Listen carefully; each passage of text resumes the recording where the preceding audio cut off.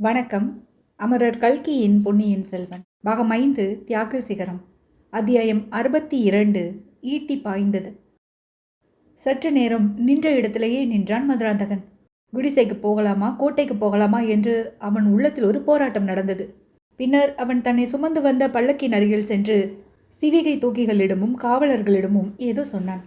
சிவிகைக்கு உள்ளே இருந்து ஏதோ ஒரு பொருளையும் எடுத்துக்கொண்டான். சிவிகையை தூக்கி கொண்டு ஆட்கள் புறப்பட்டு சென்றார்கள். அவர்களுடன் தீவர்த்தி வெளிச்சமும் சென்றது. மதுராந்தகன் திரும்ப குடிசையை நோக்கி வந்தபோது அவனும் மாதேவடிகளும் எந்த மரத்தின் ஓரமாக நின்று பேசிக் கொண்டிருந்தார்களோ அந்த மரத்தின் பின்புறத்திலிருந்து திடீரென்று ஒரு மனிதன் வெளிப்பட்டு வந்ததைக் கண்டு மதுராந்தகன் ஒரு கணம் திடுக்கிட்டான். அவன் வேறு யாருமில்லை, பாதாள சிறையிலிருந்து தப்பித்து வந்தியத்தேவனோடு வந்திருந்த பைத்தியக்காரன் கருத்திருமன் தான். இன்னமும் அவன் பார்ப்பதற்கு பைத்தியக்காரனைப் போலவே இருந்தான். அவனுடைய தோற்றமும் அவன் திடீரென்று அந்த இடத்தில் வெளிப்பட்டதும் மதுராந்தகனுக்கு திகிலை உண்டாக்கியதில் வியப்பில்லைதானே. அடுத்த கணம் மதுராந்தகன் சிவிகையிலிருந்து எடுத்து வந்த கூரிய குத்துவாளை ஓங்கினான். கருத்திருமன் அவனை கையமர்த்தி, ஐயா நில்லுங்கள், நான் தங்கள் விரோதி அல்ல என்றான். விரோதி அல்லவென்றால் பின்ன நீ யார்? என் நண்பனா என்று மதுராந்தகன் கேட்டான். ஆமையா, நண்பன்தான். மதுராந்தகன் குரோதமும் துயரமும் ததும்பிய குரலில் மெல்லிய சிரிப்பு சிரித்துவிட்டு, நல்ல நண்பன் கிடைத்தாய். உலகமே என்னை விட்டு நழுவி செல்லும்போது நீயாவது கிடைத்தாயே என்றான். ஆமையா, உலகத்தில் யாரும் தங்களுக்கு செய்ய முடியாத உதவியை என்னால் தங்களுக்கு செய்ய முடியும் என்றான் கருத்திருமன். அது என்ன, சொல் பார்க்கலாம். நேரமாகிவிட்டது, சொல்வதை சீக்கிரம் சொல். எதற்கு நேரமாகிவிட்டது என்று கருத்திருமன் கேட்டுவிட்டு மதுராந்தகனை உற்று நோக்கினான். அரண்மனைக்கு போவதற்கு தான், வேறு எதற்கு? தங்களுக்கு உரிமையில்லாத அரண்மனைக்கு தாங்கள் திரும்ப போகப் போகிறீர்களா? மதுராந்தகன் மறுபடியும் அதிர்ச்சி அடைந்து, அடே என்ன சொல்கிறாய்? உனக்கு என்ன தெரியும், எப்படி தெரியும்? விரைவிலை சொல்லு, இல்லாவிடில் என்று கையில் இருந்த குத்து வாளை ஓங்கினான். ஐயா, வாளை ஓங்க வேண்டாம். தங்கள் பகைவர்கள் எதிர்ப்படும் போது உபயோகிப்பதற்கு தீட்டி வைத்துக் கொள்ளுங்கள்.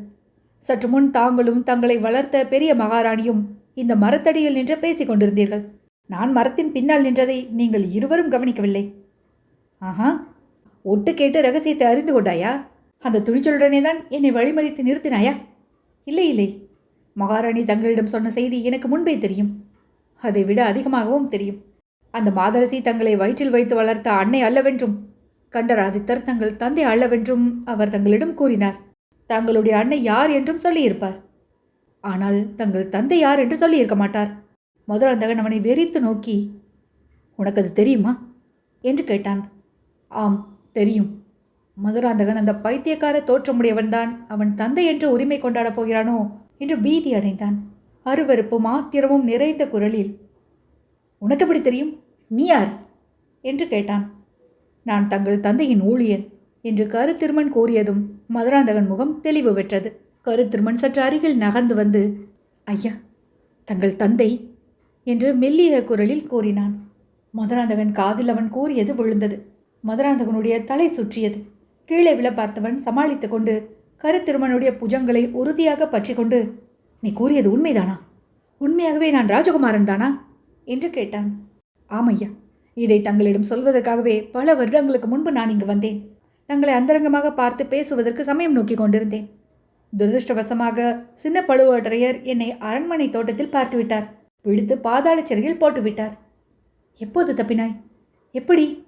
இன்றைக்குத்தான். வந்தியத்தேவன் என்னும் வாலிபன் ஒருவனுடைய உதவியினால் தப்பித்து வெளியில் வந்தேன். நானும் கேள்விப்பட்டேன். கரிகாலரை கொன்றதாக குற்றம் சாட்டப்பட்டவன் அல்லவா? ஆமையா, ஆனால் உண்மையில் ஆதித்த கரிகாலரை கொன்றவன் அந்த வாலிபன் அல்ல. அதை பற்றி நமக்கென்ன கவலை? கொன்றவனாகவே தான் இருக்கட்டுமே. இப்போது அவன் எங்கே? அதோ சற்று தூரத்தில் தெரியும் வேலியின் மறைவில் இருக்கிறான். எனக்கும் அவனுக்கும் 2 குதிரைகளுடன் காத்திருக்கிறான்.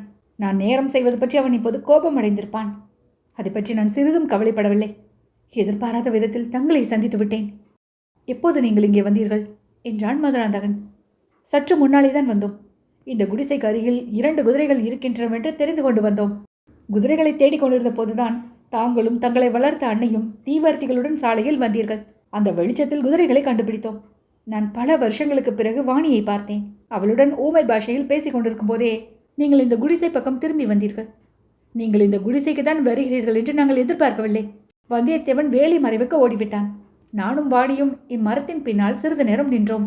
பிறகு அவளும் குடிசைக்குள் போய்விட்டாள். நான் மட்டும் இங்கு நின்று கொண்டிருந்தேன். அதன் பலனாக தங்களை பார்க்கும் சந்தர்ப்பம் கிடைத்தது.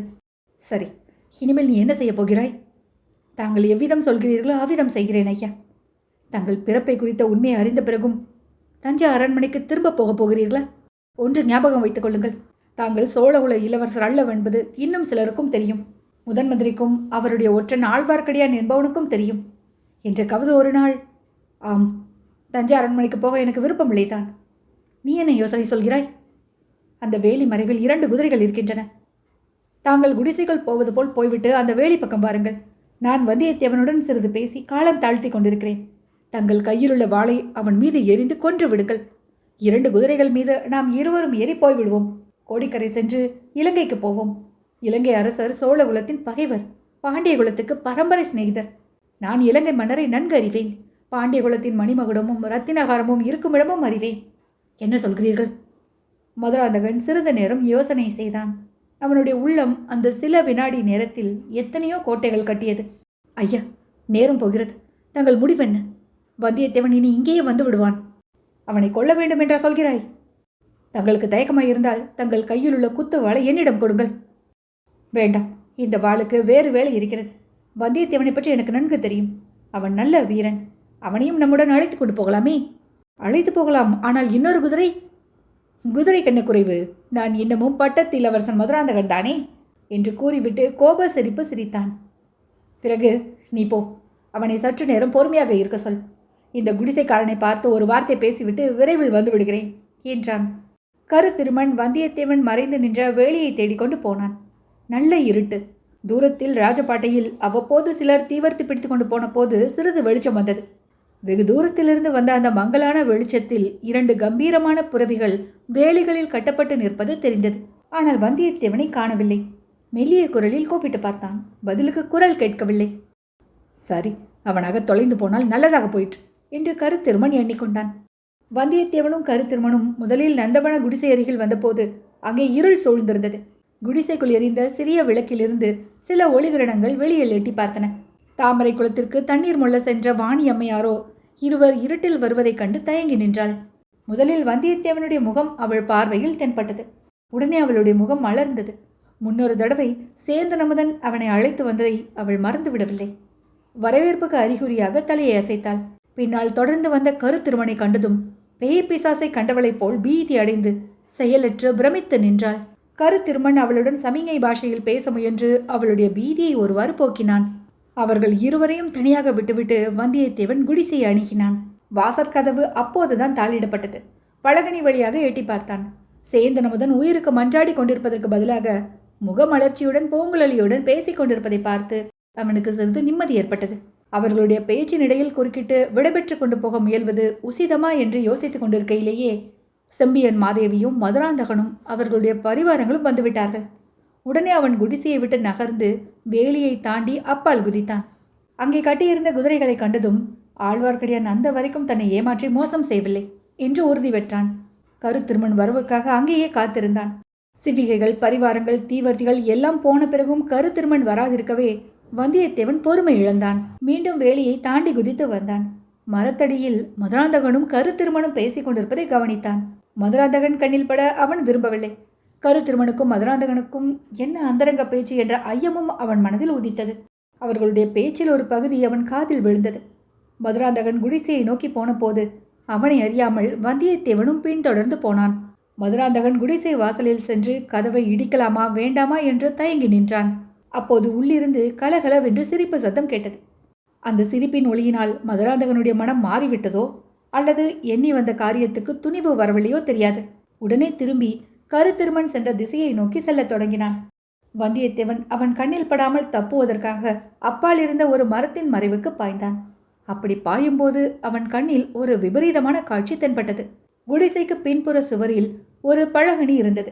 அதன் வழியாக குடிசையில் எரிந்த விளக்கின் ஒளி சிறிது வெளியில் வந்து கொண்டிருந்தது. அந்த ஒளியில் ஒரு மனித உருவம் கையில் ஒரு குட்டையான ஈட்டியுடன் பயங்கரமாக நிற்பதை கண்டான். குடிசையின் பலகனி வழியாக அந்த உருவம் உள்ளே உற்று பார்த்தது. பின்னர் ஈட்டியை பலகனி வழியாக உள்ளே எரியும் நோக்கத்துடன் குறிபார்க்க தொடங்கியது. ஆனால் உடனே எரிந்து விடவில்லை. குறிபார்ப்பதும் மறுபடியும் தழைப்பதுமாக இருந்தது. அதே சமயத்தில் குதிரைகள் புறப்படும் காலடி சத்தம் கேட்டது. வந்தியத்தேவன் ஒரு கண நேரம் தத்தளித்தான். குதிரைகள் இரண்டும் போய்விட்டால் அவன் தப்பிச் செல்வது அசாத்தியமாகிவிடும். குதிரையை காப்பாற்றிக் கொள்வதற்காக போனால் இங்கே இந்த கரிய நிழல் உருவம் என்ன கொடிய காரியம் செய்ய எண்ணுகிறதோ அதை தடுக்க முடியாமல் போகும். வந்தியத்தேவனுடைய தத்தளிப்பு ஒரு நிமிட நேரத்திற்கு மேல் நீடிக்கவில்லை. குதிரைகள் போனால் போகட்டும், அவன் கடமை இப்போது இங்கேதான். கையில் ஈட்டியுடன் நின்ற கரிய உருவத்தை நோக்கி மெல்ல சென்றான். குடிசைக்குள்ளிருந்து வெயில் என்ற ஒரு குரல், வீதி நிறைந்த பெண்ணின் குரல் தெளிவாக கேட்டது. வந்தியத்தேவன் ஜாக்கிரதையை விட்டு ஒரே பாய்ச்சலாக பாய்ந்தான். ஈட்டியை உள்ளே எறிய இருந்தவன் வந்தியத்தேவன் ஓடிவரும் சத்தம் கேட்டு திரும்பினான். திரும்பிய வேகத்துடன் அவன் மீது ஈட்டியை எறிந்தான். ஈட்டி வந்தியத்தேவனுடைய விலாவில் பாய்ந்தது. அவன் கீழே விழுந்தான். அவன் என்ன ஆனான் என்று கூட பாராமல் ஈட்டியை எறிந்தவன் அங்கிருந்து ஓட்டம் எடுத்தான். அத்தியாயம் 62 நிறைவுற்றது.